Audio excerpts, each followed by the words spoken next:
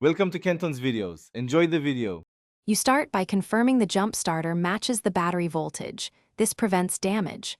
Once done, turn off ignition, lights and accessories so no load interferes. Make sure the vehicle is in park or neutral with the parking brake set for safety.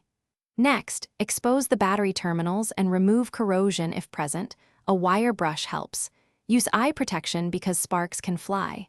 Finally, identify the positive plus and negative minus terminals so you attach clamps correctly and avoid reverse polarity.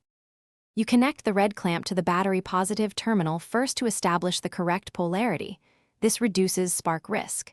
Then, attach the black clamp to a clean, unpainted metal chassis point away from the battery. This grounds the circuit and reduces explosion risk. Once clamps are secure, power on the jump starter following its sequence.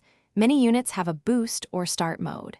Listen for indicator lights or beeps that confirm readiness, and wait the recommended seconds for the unit to stabilize before cranking.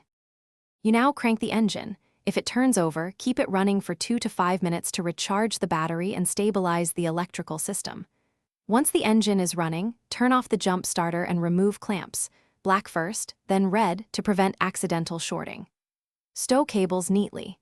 If the engine doesn't start, make sure clamps are clean and tight. Verify the jump starter is charged, and try again if still no start. Don't repeatedly crank. Call for roadside assistance because the battery or starter may be failing. Thanks for watching. Consider subscribing if we helped you.